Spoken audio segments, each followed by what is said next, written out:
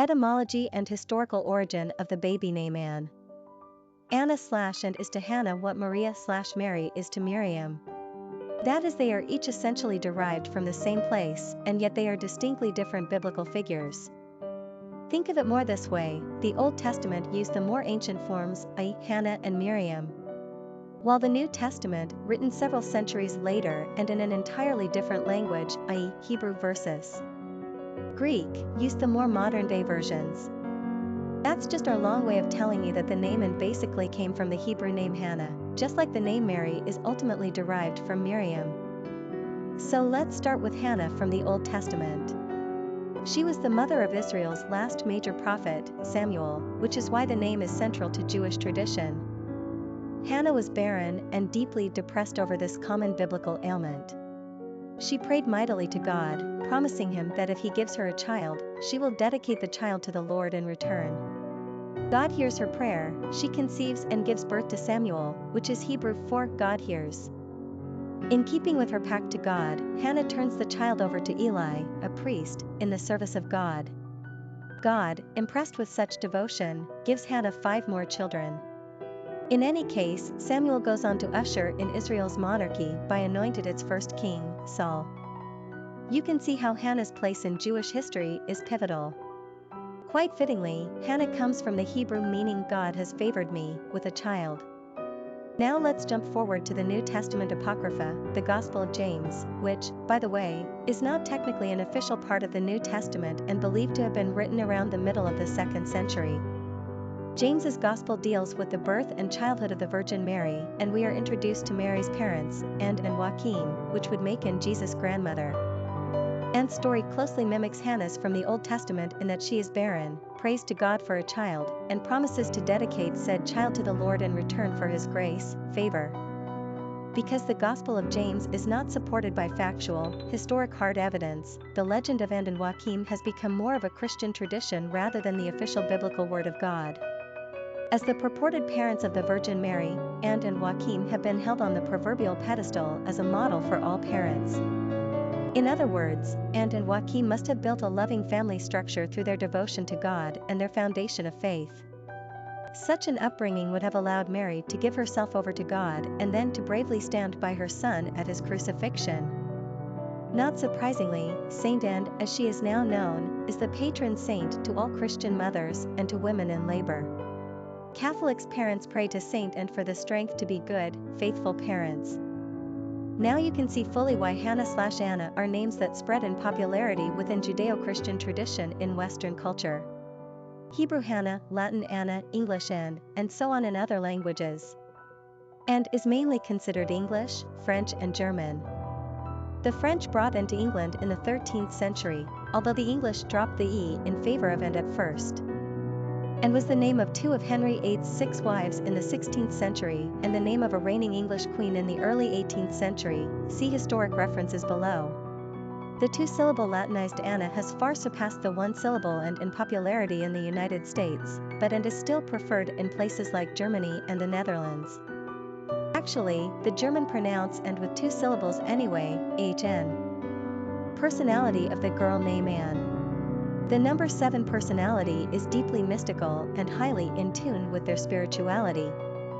They operate on a different wavelength than the average Joe. Spending time alone comes easily to 7s, as it gives them time to contemplate philosophical, religious and spiritual ideas in an effort to find real truth. 7s are wise, but often exude mystery as if they are tapped into something the rest of us don't understand. They love the outdoors and are fed by nature.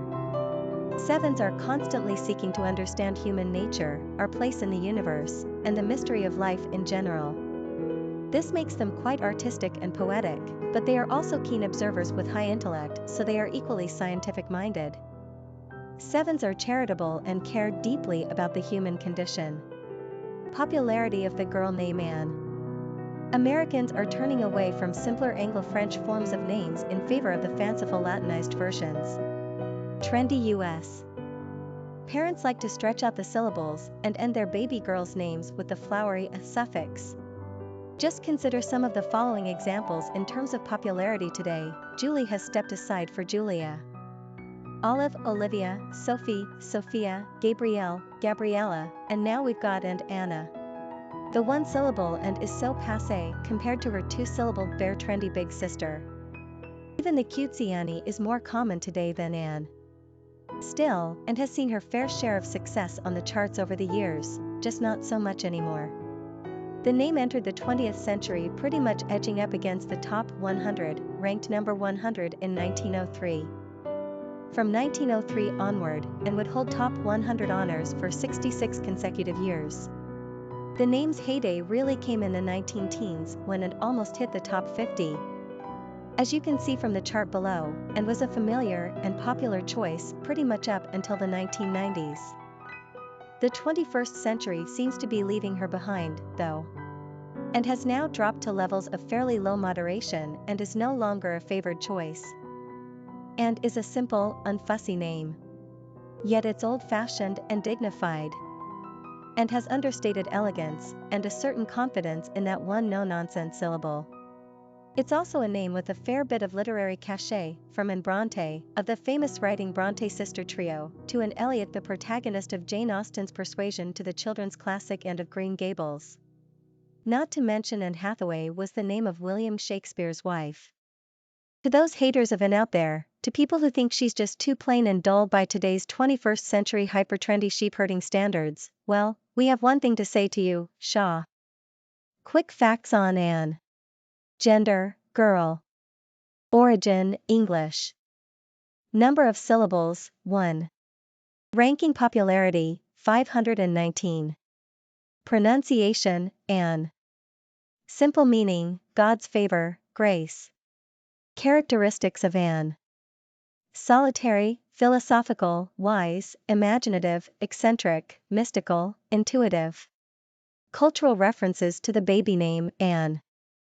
Literary characters of the baby name Anne. Anne Shirley is the title character of Lucy Maud Montgomery's 1908 classic and of Green Gables, which was followed by several sequels. And is an orphan who was adopted by an elderly Prince Edward Island brother and sister in the mistaken idea that they were getting a boy to help out on the farm. Surprise! They got an 11-year-old, red-headed, feisty, sometimes ill-tempered but always interesting girl. And quickly establishes herself as a force to be reckoned with, as she makes her way through her new life. She is a passionate child who, like many children, wishes to be and look different from herself. Her interactions with her guardians and the people of her new town are laced with misunderstandings and quarrels, but as she grows, and begins to understand the world around her in a more level-headed fashion, she matures into a lovely young woman who is a joy to her family and friends, who becomes a teacher, and who is poised on the brink of falling in love. And was so delightful that readers clamored for, and got, more lady, and is an important character in William Shakespeare's historical play, Richard III, probably written around 1591. And is the beautiful young widow of Prince Edward, the son of the late King Henry VI. She knows that Richard is responsible for their deaths. She stands mourning at the grave of her father-in-law, and she listens to Richard ask her for her hand. And, after very little stalling, she accepts. How to explain this? Many scholars have tried ascribing it to gullibility, fear, ambition, and various other shortcomings, but we're not buying. We think there's just a very big piece of humanity missing from this dame. Well, if ever you doubted karma, look again. It doesn't take the murderous Richard very long before he is looking at another woman and poisoning and to get her out of the way. So she joins hubby and daddy-in-law, and we say she asked for it, and Stanton is a character in Robert Penn Warren's 1947 Pulitzer Prize-winning political novel, All the King's Men, which was also made into a film in 1949, which won Best Picture, and in 2006, which didn't. And is the childhood sweetheart of the book's narrator, Jack Burton, the right-hand man of the protagonist, Governor Willie Stark. And is presented to us through Jack's eyes, and they are fogged with love. Nonetheless, she comes across as a good and decent woman, whose privileged life has only had a good effect on her. She devotes much time and money to helping orphans and abandoned children. When Anne learns that her beloved father had been involved in fraud, she tries to put the best spin on it. When she has an affair with Governor Stark, the ramifications are disastrous. This good woman is forced to acknowledge that, in spite of all the pain, truth is the best option for living a life of personal satisfaction. Gilbert Blythe is a central character in Canadian author Lucy Maud Montgomery's very popular series of novels that began in 1908 with End of Green Gables. Not only is Gilbert Blythe just about the coolest name ever thought of, Gilbert himself is almost amazingly perfect. He is handsome, smart, and good-natured. The worst thing he ever does is to call in Carrots, because of her red hair, when she first arrives in Avonlea. For this, she refuses to speak to him for an unaccountably long time. He is self-sacrificing on Anne's behalf and, when she spurns his first proposal, he nearly dies of typhus. Silly Anne comes around, of course, marries him, and they live happily ever after, given life's inevitable ups and downs. In addition to being a sterling husband, he is a loving father and a caring doctor. They just don't get any better than this. In fact, they don't get anywhere near this. Pause for a sigh for the good old days that probably never were. Gilbert, we love you, and Elliot is the heroine of Jane Austen's final completed novel, Persuasion, published in 1817. And is the middle girl in a motherless family of fatuous snobs. She is high-minded, independent, good and kind. She is also heading into old maidhood, having reached the ripe old age of 27. When she was 19, and had allowed her superficial relatives to talk her out of marriage to Captain Wentworth, whom she loved, because he had no name, money, or prospects. Well, wouldn't you just know it, good Captain W. goes off and makes a fortune on his own, and under such circumstances, what's in a name? And the captain's paths pass again, and he is understandably cool to her, and herself still loves him. After the usual shenanigans involving other people's interferences, Captain Wentworth comes to realize the goodness inherent in Anne, and that he still loves her, after all. And, for her part, has never stopped loving him, and she now realizes the potential for disaster in having been the subject of persuasion. And as Mr. Shakespeare would say, all's well that ends well, and it does. Ruby is one of Anne Shirley's friends in Lucy Maud Montgomery's 1908 novel, End of Green Gables, and its sequels. She is a very pretty girl, quite boy crazy, and intent on having lots of beaux. As one of many sisters, Ruby has learned a lot about life, and enjoys sharing her wisdom with her friends. She eventually becomes a teacher, and she does find true love, but dies of consumption before she is able to marry. Popular songs on Anne. Leslie and Levine, and Carrie Ann, and You Will Sing, a song by the Decemberists, a song by Josh Ritter, a song by the Hollies, a song by the Promise Ring. Famous people named Anne.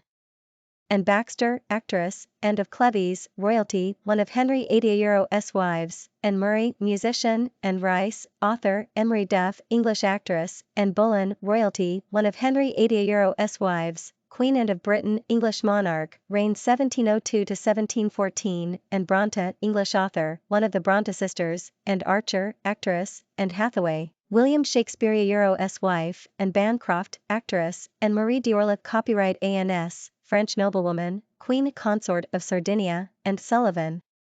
Helen Keller's teacher, and Frank, World War II diarist, and Geddes, photographer, princess and English royalty, daughter of Elizabeth II, and Hathaway, actress, and Hetchy, actress. Historic figures with the name Anne. Queen Anne was the last reigning English monarch of the House of Stuart, the same Scottish royal house that gave England James I, James VI of Scotland, Charles I and II, and William and Mary. She reigned over Great Britain from 1702 until her death in 1714. Queen Anne was the daughter of the last Roman Catholic King of England, Scotland and Ireland, James II. James II abdicated during the Inglorious Revolution when Protestant and Parliament-friendly William of Orange usurped his throne. Although William was a Dutch dude, his wife was none other than James II's eldest daughter, and Anne's older sister, Mary II of England, who co-ruled with her husband during what is known as the reign of William and Mary. So how did Anne ascend to the throne, you ask? William and Mary had no children, and therefore no heirs, which made Anne next in the line of succession, as per the Bill of Rights of 1689. Good Queen Anne, as she was known, was a popular queen. Her reign is remembered for four main things: 1. The onset of the War of the Spanish Succession, in which the English joined forces with the Austrians and Dutch in war against France over who would rule the vast Spanish Empire. 2. The powerful influence the Duke and Duchess of Marlborough, John and Sarah Churchill, had over the Queen, and their political differences. Tories versus Whigs. 3. The Act of Union of 1707, which unified England and Scotland under one throne and parliament. And 4. Despite 18 pregnancies, and had not produced an heir, she suffered many miscarriages and stillbirths. What children did survive beyond infancy died in their youth. As a result, Queen Anne would be succeeded by her second cousin and the grand-nephew of James I of England, George I of the House of Hanover, a German royal dynasty. And Boleyn holds the distinction of being the second of Henry VIII's 6 wives and arguably the one who set in motion the King VIII's disposable attitude toward the institution of marriage in the first place.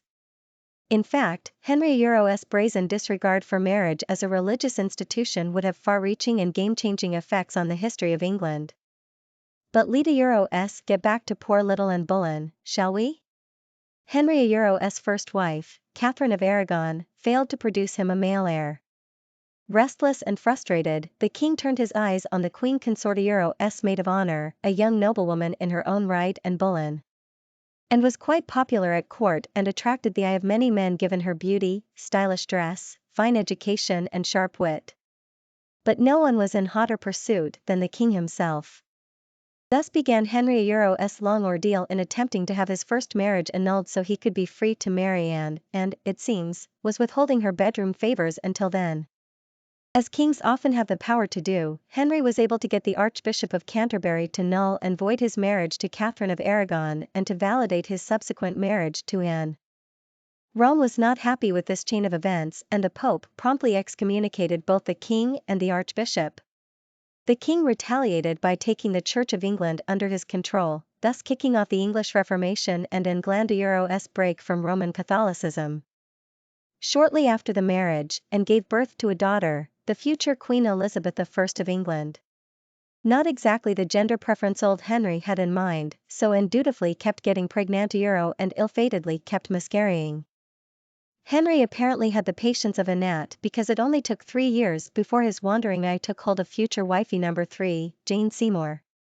But what to do about Anne? A few trumped-up charges did the trick, and was sent to the Tower of London on thinly veiled accusations of high treason. She was beheaded by a single stroke of the sword after a short thanks, but no thanks 3-year stint as queen consort. Anne's legacy remains as the ill-fated mother of the future Queen Elizabeth I. Anneliese Anne Frank was one of the best-known figures of the 20th century, the young Jewish girl in hiding who did not survive the Holocaust of World War II, but who lives on immortally through her diary. Trapped by the Nazi occupation of the Netherlands, the German Jewish Frank family went into hiding in Amsterdam in 1942, a family of 4 confined to a couple of rooms with several other people. Ultimately, they were betrayed and captured, and died at the Bergen-Belsen concentration camp only weeks before the liberation by the Allied troops in 1945. Anne's father, the Familia's only survivor, found the diary his daughter had kept and was persuaded to publish it. In these poignant pages, an ordinary girl in extraordinary circumstances questions herself, her parents, the world she lives in, and the unknown and unseen forces that seem to prevail. Her ultimate answer to herself, and to all of us down through the years, is that there is good, indeed, in mankind, in spite of every evidence to the contrary. She was one little voice, she spoke loudly and clearly for 6 million people. Geraldine Ferraro is a woman who should be much more heralded than she is. As the first ever female vice presidential major party nominee for that office in the United States, she blazed a trail that is still being forged by women today, over 30 years later. Geraldine was born of Italian-American parents in New York and was largely raised by her hardworking widowed mother. This gave her a lasting empathy for the poor, which permeated her politics. In a time when women were encouraged to get teaching or nursing degrees in case something happened to their marriages, Geraldine got not only a teaching degree, but a law degree, being one of 2 women in her law school class. When she married, Ms. Ferraro retained her maiden name for the most part, as she served in various public legal offices, before going on to run for the House of Representatives. Brash and ambitious, Geraldine worked her way up in the Mina Euros club and was thrilled to be on the Mondale ticket. The nomination was met with both enthusiasm and opposition, as Geraldine Euros policies, particularly on the pro-choice issue, were attacked and her personal financial matters were investigated mercilessly. At the end of it all, she and Mondale were trounced in the 1984 election by President Ronald Reagan. Geraldine Ferraro continued to be active in politics and humanitarian works, but she was absolutely right when she declared that her path would have been a lot smoother if her name had been Gerald, and of Cleves was King Henry VIII's fourth wife. After Henry dumped his first wife, Catherine of Aragon, and executed his second, and Boleyn, his third wife, Jane Seymour, died of complications from childbirth. This time, however, Henry VIII's fourth marriage was more about a political alliance rather than lustful attraction or the obsessive need to produce an heir to the throne of the XY variety. It was the King VIII's Chancellor, Thomas Cromwell, who recommended the union to and of Cleves, a German, when England was in need of a little German love. When the future couple finally met, all hell broke loose. Although it was too late to back down. Henry purportedly found and to be too humorlessly German, unsophisticated, lacking in formal education, and of a middling beauty But let us be clear. At this point Henry looked like some grotesque version of Austin Power a Eurofab bastard. The king tried to back out of the nuptials, but it was clear his withdrawal would create damaging political problems for England. Still, the marriage lasted for a mere 7 months, and, not surprisingly, Anne of Cleves went along with the annulment on the grounds of non-consummation. We can't really blame her. This gal got one of the richest alimony settlements ever. You go girl, and Bronte is perhaps the least known of the 3 literary Bronte sisters, the other 2 being Emily and Charlotte of a Wuthering Heights and a Jane Eyre fame, respectively. And initially wrote under the pseudonym Acton Bella and is most known for her novels Ignis Grey and Eve Tenant of Wildfell Hall as well as various poetry. If you read any of the Bronte sister works, then you want to be surprised to learn they grew up on the desolate moors of Yorkshire, the daughters of a poor Irish clergyman who, despite his early childhood poverty in Ireland, managed to learn how to read and write, and gain a clergy position in the Church of England. The girl's mother was also well-read and intelligent, although she died when and was very young. There were 6 Bronte children in total: Maria, Elizabeth, Charlotte, Patrick, Emily and Anne. Maria and Elizabeth died before the age of 11 of consumption, contracted while away at school, and so the remaining children were kept home to be schooled. Charlotte, Emily and Annie's imaginations were ignited by their environment of play and their father's rich library of classical literature that they were able to fuel their own literary geniuses. It was through their restricted station in life, a poor, educated girl's only means of employment was that of a teacher or governess, where they found their inspiration in subject matter.